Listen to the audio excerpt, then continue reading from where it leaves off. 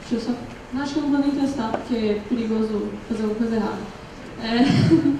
Oi, gente, tudo bom? Eu vim falar sobre aplicações em geral e como você pode construir aplicações confiantes, né?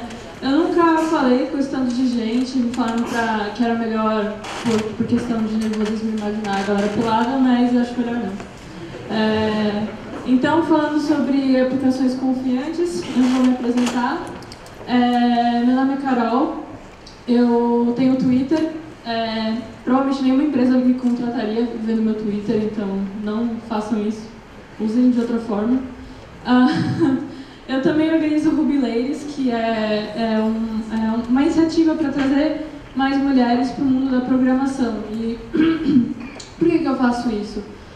Não faço sozinha, né? Mas eu acho que a gente tem que começar a rever os nossos privilégios. Pode ser que algumas pessoas achem que eu já estou numa posição de que eu sou minoria, tal, eu realmente sou, mas a gente se segura no elo mais fraco. Mas eu sou mulher, então eu não tenho privilégio. Não, eu tenho o privilégio de ter tempo para estudar, eu tenho o privilégio de conseguir guardar uma grana no final do mês, então eu acho que todo mundo pode se beneficiar, tipo, saindo da sua bolha e repensando seus privilégios para ajudar alguém. E, bom, quando eu não estou programando, eu estou dando workshop, dando aula, ou no boteco também. Então, eu trabalho na Magnetics, que eu trabalho com essa galera aí. Ali está o link para vocês procurarem as vagas, trabalho remoto, tá? A gente trabalha com Ruby, Elixir, React, Vue e mais um monte de coisa. Então, bom, o que me inspirou a fazer essa talk foi esse livro do Ed Green chamado Confident Ruby. Antes, eu queria ter uma ideia, quem aqui é do Ruby? Quem aqui programa em Ruby? Quem aqui programa em PHP? Caramba! Quem aqui programa em funcional? Guerreiros, brincadeira. Não sei, mas enfim, só para saber quem é a galera do Ruby, porque o exemplo de código está todo em Ruby, talvez vocês do PHP considerem Ruby legal. Mas falando um pouco do que eu acho legal desse livro, é que ele traz de volta uma coisa que não se é muito falada hoje em dia, que é a felicidade, né? Que você tem que ser feliz programando também. Você não tem... hoje em dia a gente tem muita dor de cabeça com código, porque a gente é pago para ver código e resolver problemas. Mas a ideia do código, ele não tem que te dar dor de cabeça, ele tem que te ajudar, tem que te deixar mais confiante com o seu trabalho, com você. E por consequência, quando você tem essa confiança, seu código também pode ser mais confiante. Então, primeiramente, eu vou falar o que não é um código confiante, vai ficar mais fácil de definir o que é um código confiante, uma aplicação confiante. Então, eu vou falar desses cogumelos aí, que são muito comuns para quem programa com orientação a objeto. Quem programa com funcional quase não tem esse problema. Eu sei porque o mindset é diferente e porque quando eu vou programar em Elixir eu percebo que tem umas coisas que vão muito mais natural do que quando eu estou programando no Ruby. Então, a gente vai falar de métodos MacGyver, a gente vai falar de excesso de condicionais, excesso de type checking e um New Driven Development, que é muito comum para quem trabalha com Ruby. Tem muito a ver com a palestra anterior e tal.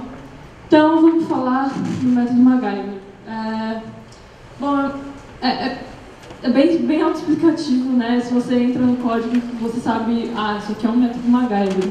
Aí você lá vai ver quem fez aquilo e você vê que, na verdade, todo mundo fez aquilo. Tem vários, tem um histórico de commit que está lá, tipo, 30 pessoas, e, enfim. É um método que ele começa com 5 linhas, depois vai para 7, depois tenta fazer alguma coisa lá e não dá certo, e aí ele fica maior. Então, qual que é o problema? São métodos longos que fazem muitas coisas, e a solução que eu quero propor aqui para isso é identificar mensagens e papéis e separar o código em partes menores. Então eu não vou gastar meu tempo falando quão ruim é isso, nem pegando um exemplo de um código, de um método muito longo. Cada um vai ter um exemplo aí na cabeça de como pode ser um método longo. Então, o que eu quero fazer aqui é mostrar para vocês como que a gente pode evitar isso na hora de construir o método mesmo, na primeira vez que a gente faz isso.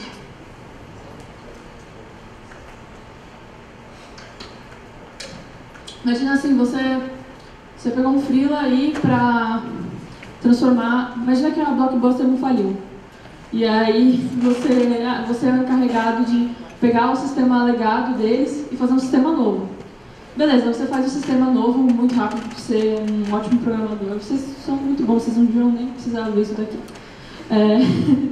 E aí você fez esse sistema e agora está na hora de você migrar os dados que estão no sistema legado para o sistema novo. Então, no sistema novo, você vai ter que ter alguma coisa para pegar esses dados e colocar no banco. Aí você pode pensar, eu vou ter uma classe, eu vou ter um service, vou ter um Enzo, vou ter qualquer coisa. Quem estava no anterior vai entender. Então,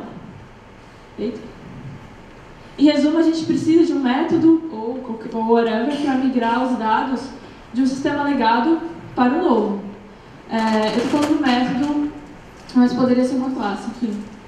Então, primeiro a gente precisa pensar na história que a gente quer contar, né? Então, falando de método, um bom método é um método que diz para que ele serve. Ele está lá e você consegue ver para que ele existe e cada linha você entende exatamente qual que é o propósito dele.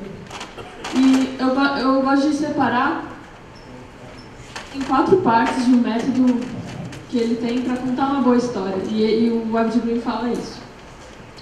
Primeiro você coleta o input, depois você faz o trabalho realmente, você entrega o output e você eventualmente precisa lidar com falhas. Se você começa a separar assim, você vê que às vezes você está coletando muito input, aí você vê, será que eu preciso de tanto input assim? E pouca coisa realmente realizar o trabalho mesmo. Então, vamos pensar aqui. Então, vamos falar de realizar o trabalho, que é a parte principal de um método. Tem essa frase que eu gosto muito, que ela fala que a base de um sistema de orientação a objeto é a mensagem. Você está basicamente trocando mensagens o tempo todo. Então, falando do nosso exemplo de importar os dados, de pegar os dados do legado e salvar no novo banco, a gente pode pensar nas mensagens. Então, vamos falar de mensagens. É mais fácil de entender pensando em ações. Ações que o método tem que fazer. Isso é para quando você está perdido e você tem, chega a spec para você e você fala, 3 dias, e você não sabe como fazer. Mas assim, pensa em ações. Então, provavelmente, nesse exemplo, a primeira coisa que eu tenho que fazer é fazer um parsear as compras que estão no legado. Tá, beleza. O que eu quero fazer com esses registros de compra? Provavelmente eu vou querer pegar uma por uma. Então eu vou fazer um it para cada registro. E dentro desse it, eu vou querer pegar o customer usando o email address. Então eu vou ter provavelmente aqui na arquitetura que eu pensei, o meu registro de compra, ele tem o e-mail do cliente. E com esse e-mail eu consigo pegar um cliente específico. Para pegar o produto, eu tenho o ID do produto e eu vou querer adicionar esse produto no meu novo registro de cliente. Vou querer criar um log também para isso. E, bom, legal, dá para montar.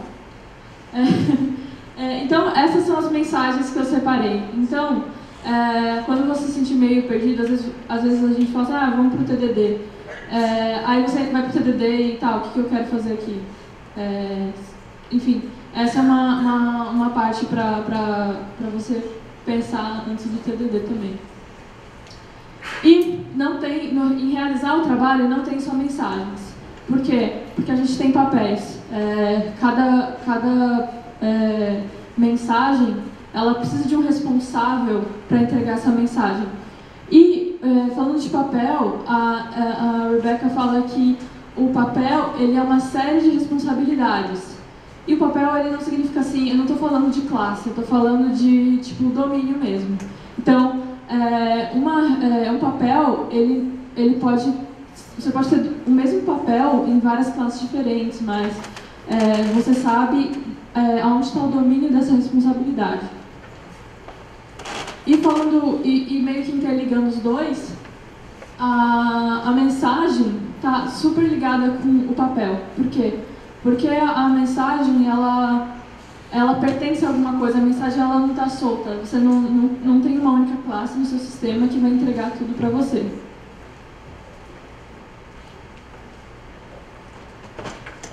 Então, vocês são muito bons, vocês já sabem, todos os papéis estão aí. Então eu vou só falar aqui. Então, quem que é o responsável por fazer esse parser do registro de compra? Porque a criatividade é baixa, eu imaginei que fosse um parser. Né? Imaginei assim, vou ter um lugar para pegar os meus dados do CSV, um CSV zoado lá, e transformar num hash, num JSON, alguma coisa assim. Beleza. Eu vou querer iterar, como eu falei, essa ação de iterar, que é a minha mensagem, eu quero fazer alguma coisa. Aonde que eu quero fazer essa iteração? Em todas as minhas compras.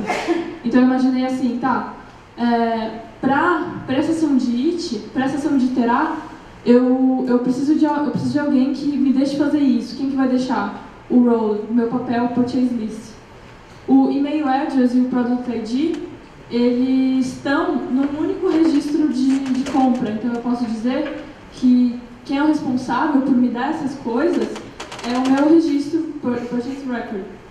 Agora, para eu pegar o meu cliente com aquele e-mail address que eu peguei na linha de cima, eu provavelmente tenho uma customer list, né? Então, e o mesmo pro product, podia ser um product repository, alguma coisa assim. Então a gente tem que ter esse pensamento assim, do que é a mensagem, quais são as responsabilidades. Aqui eu não estou nem pensando se eu tenho as classes, eu não estou nem pensando se eu tenho as coisas necessárias para fazer isso. Pode ser que na prática você olhe e fale assim, realmente, tipo, eu não tenho todos esses colaboradores. Mas agora eu estou pensando só em sair da estaca zero. Aí, claro, eu tenho agora eu tenho meu sistema novo, eu tenho o customer. Eu vou querer colocar um produto nesse customer. Então, o responsável por adicionar um produto nele mesmo é o próprio customer. E por último, o import, eu imaginei um data importer. Então, a gente tem que, para sair dessa estaca zero, a gente tem que pensar em mensagens, a gente pode pensar em papéis. E aí, saindo um pouco de tabelinha, a gente vai começar a escrever códigos. Então, primeiro de tudo, eu tenho um método import legacy purchase data, que recebe a data que vem, os dados. E eu já comecei a fazer essa parada que está aqui. Então, eu vou chamar o data parser e vou chamar um método para pegar esses dados. E vou guardar no meu purchase list. Vou iterar sobre eles.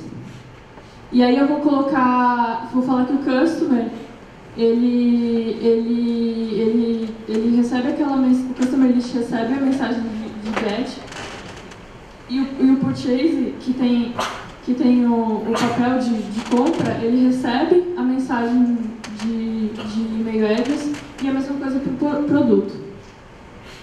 Depois eu vou adicionar outra mensagem com o papel que eu defini.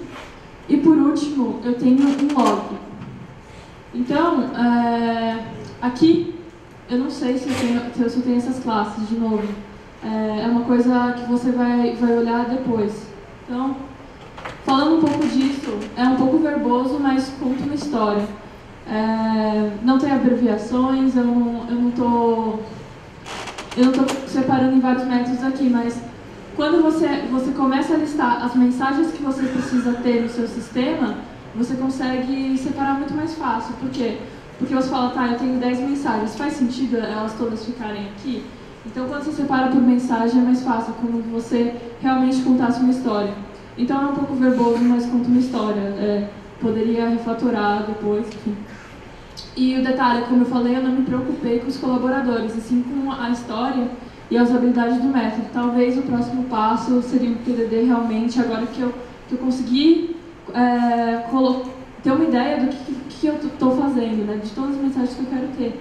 Aí talvez, esse to-do aqui eu deixei lá no código para outra pessoa fazer, que é criar ponte entre os papéis que a gente criou e os objetos que a gente realmente tem. Então, a gente acabou com o método MacGyver. A gente não acabou, né? A gente pensou em maneiras diferentes de pensar no código. E quando a gente está fazendo o método MacGyver, geralmente a gente precisa para ontem. E geralmente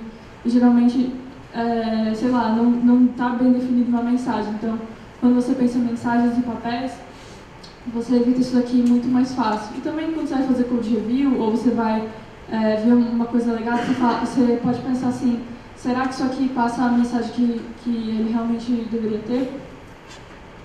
E aí a gente entra para excesso de condicionais e type checkings.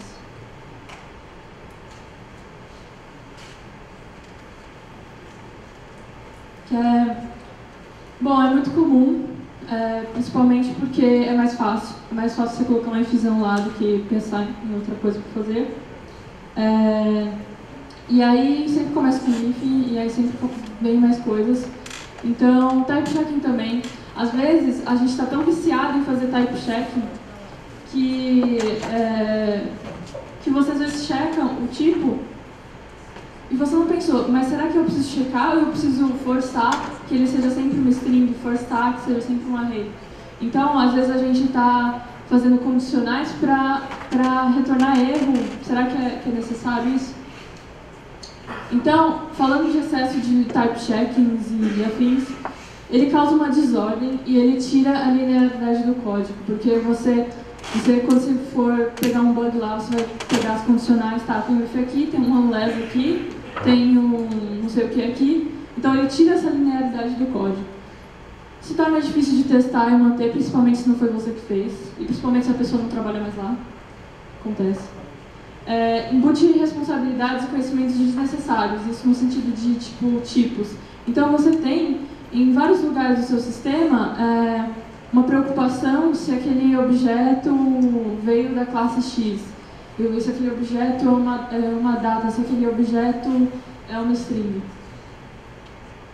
Então, eu dividi essa solução em estratégias específicas. Eu risquei o pattern porque eu tenho um amigo que fala que design pattern é coisa de oseiro safado. Não sei quem é que acredita em design pattern, não sei. Então a gente tem essas estratégias aqui. A gente pode coagir os objetos para que eles façam o que precisa ser feito, rejeitar valores inesperados e substituir inputs inaceitáveis por valores válidos. Que assim, é muito comum quando você vai procurar uma solução para o seu problema com type check, essas coisas, você fala assim, introduz um objeto X que vai ter vários métodos vazios só para o seu código funcionar e tal. Mas às vezes a gente quer rejeitar os valores também. Só que a gente rejeita ele em várias vezes durante o arquivo, porque a gente coloca ele em vários lugares. Então, quero que você olhe para isso daqui. O RH, a empresa cresceu e o RH ele quer premiar os trabalhadores que estão lá na empresa há mais tempo.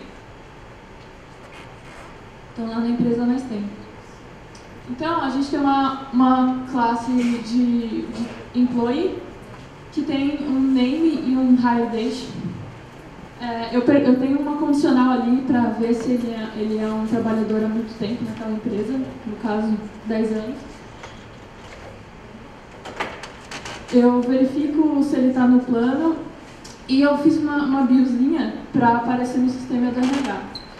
Então, uma coisa que dá para a gente perceber aqui, vamos começar. Tá, o initialize, eu estou só instanciando, fazendo as variáveis de instância. Long time employee, ele dá um raise, que não tem a hire date, a não ser que ele tenha. Aí eu faço uma condicional embaixo e beleza, fui para o coverage by pension plan. Ali eu estou fazendo uma coisa muito maluca. Por quê? Porque eu estou pegando o hire date e fazendo uma... Não é condicional, eu estou pegando o hire date e juntando com o hire date.ir para a escola não quebrar, porque se o hire date for vazio, o método ir não vai funcionar, ele só funciona se for uma data. E se aquilo tudo for new, eu estou fazendo um ou 2000 para depois comparar com aquele maior que 2000. E aqui na bio também, então eu tenho se eu tenho hire date, eu mostro o hire date.ir, mas se eu não tenho o hire date, eu só mostro o nome. Então, qual que é o problema que a gente tem aqui? A gente não tem linearidade desse código. Por exemplo, aquele coverage by pension plan, ele tem várias possibilidades que... imagina que, por exemplo, o hire date não está vazio, mas ele não é uma data. O que acontece com esse código? Esse código quebra mesmo ele tendo essa variável aí, mesmo ele tentando se proteger dessa maneira. Então, uma coisa que eu posso falar aqui é para você guardar as fronteiras e não as esquinas. Então, a gente tem muita... Isso é um sintoma de um código, de uma aplicação que ela não é confiante. Ela está procurando em cada esquina, ela tem um raise diferente, ela tem uma mensagem de erro diferente. Isso não está errado.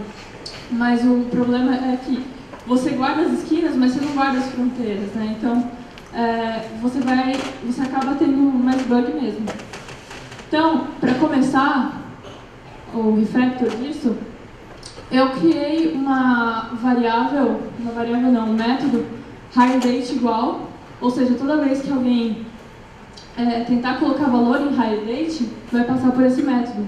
Então eu meio que acabo com um problema, porque toda vez que eu quiser mudar esse valor, ele vai entrar aí. Aí eu posso ter um raise. E aí eu vou ter um raise type error, enfim. E a não ser que a minha hireDate seja uma data realmente. E lá em cima no initialize eu estou chamando ela diferente também. O que acontece com o resto do código? Eu não preciso mais guardar as esquinas, eu guardei a fronteira, ou seja, sempre que eu tiver uma alteração no meu hireDate, ele vai passar por aqui. Então, eu tirei aquele raise do long time employee e ele basicamente ficou com o cálculo que ele tem que fazer. Aqui, eu tenho vários condicionais ali. Então, eu tenho hireDate e hireDate.ir. Na verdade, eu queria só chamar o hireDate.ir, mas eu não podia, porque antes ele podia vir vazio. E aí eu comparo ele com 2000 se ele for vazio. Na verdade não, agora eu confio no meu código, eu não preciso disso. Então agora eu só vou retornar meu hireDate.ir mesmo e já era. A minha bio, como vocês podem ver aqui embaixo, ela tem aquele if, porque antes eu não tinha certeza se meu hireDate existia. E aí talvez quem é do Rails, quem trabalha com isso já pode falar, mas por que você não pôs um try? Por que você não... porque aí o código não vai quebrar. Quando você faz try, você ainda está fazendo type checking. Tipo, a gente acha que type checking é só perguntar se é ou não uma coisa, mas quando você está tentando, você também não está confiando que seu código vai funcionar. Então, como eu sei que agora eu sempre vou ter uma hireDate que é uma data realmente, eu posso chamar simplesmente essa string aqui. E qual que é o importante disso? Eu diminuí. Eu voltei com a linearidade para o meu código. Então, claramente, eu tenho só uma possibilidade de erro quando eu vejo essa classe, que está em def_hireDate igual.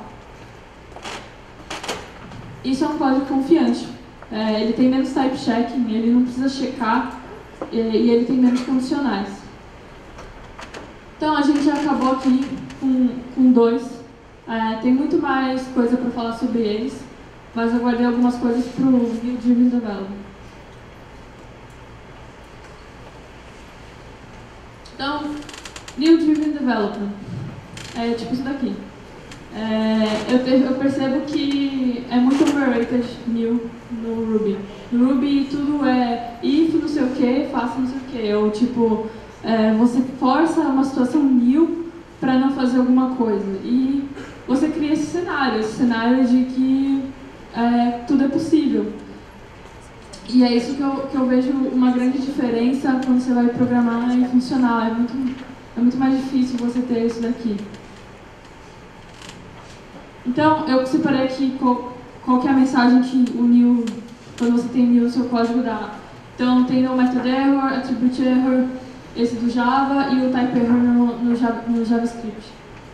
E tem mais outros. Então, eu já dei uma pesquisada, se eu não me engano, é a maior fonte de bugs do sistema. Fizeram uma pesquisa no Stack Overflow e descobriram que o maior problema das pessoas é com dados que eles vêm corrompidos ou eles não existem.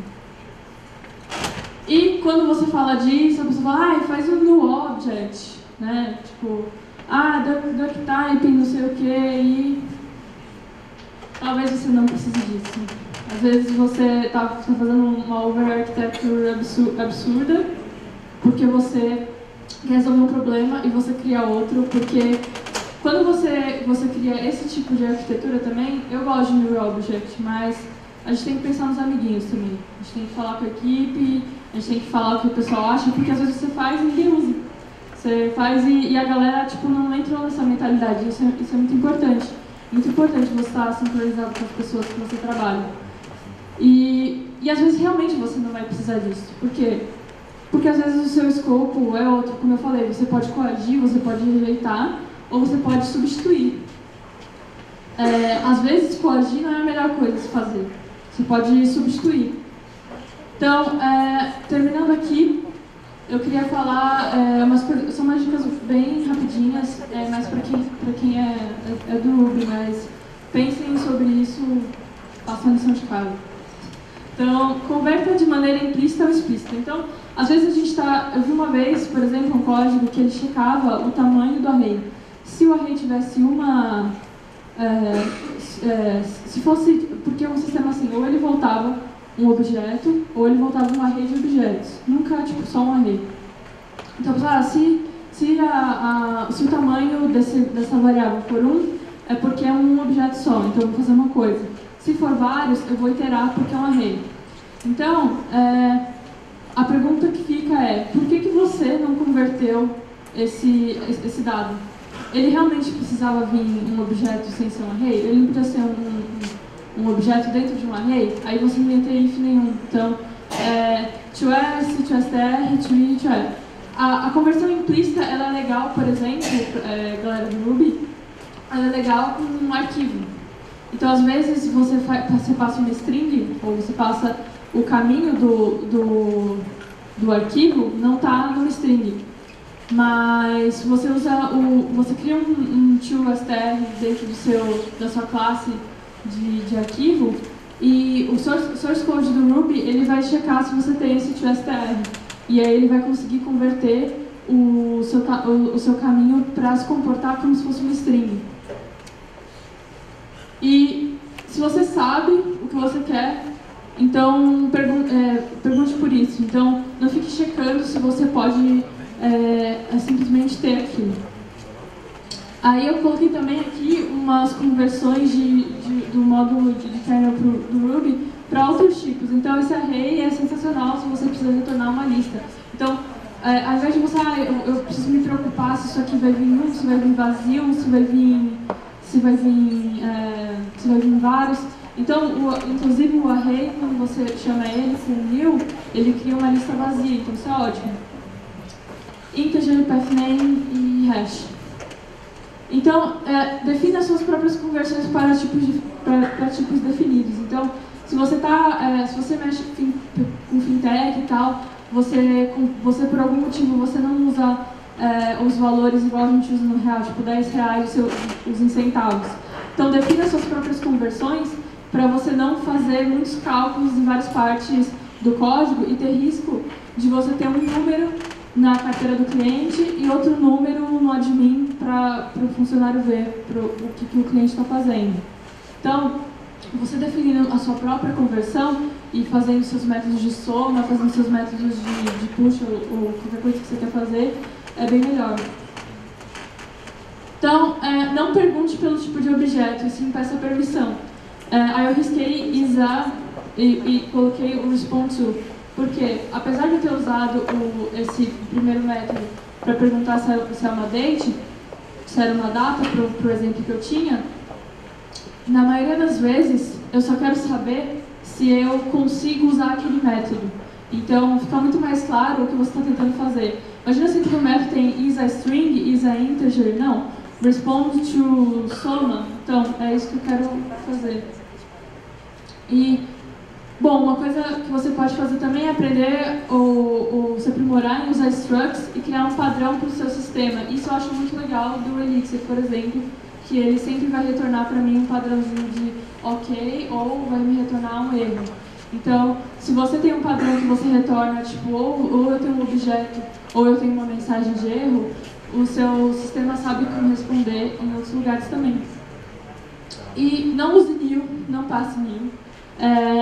Outra dica que eu dou para a galera do Ruby e do Rails é usar essa classe ActiveRecord no Relation se você quer retornar um objeto vazio. Então, porque o que acontece? Muitas vezes a gente modela no nil e deixa o código totalmente inseguro, a gente precisa checar um monte de coisa. Então, quando a gente usa esse ActiveRecord no Relation, a gente não vai quebrar o nosso código porque todos os métodos para uma relação existem, ele só retorna uma lista vazia dentro, não uma lista vazia porque é um objeto que está vazio. Para que a gente está falando disso? Para a gente voltar a ter alegria, ter vontade de tipo, acordar de manhã e mexer com o código que está lá, o código legado, seja qual código que for. E você vai ter menos dor de cabeça, e você vai passar mais tempo fazendo coisas legais do que tipo, olhando bugs. Então, obrigada.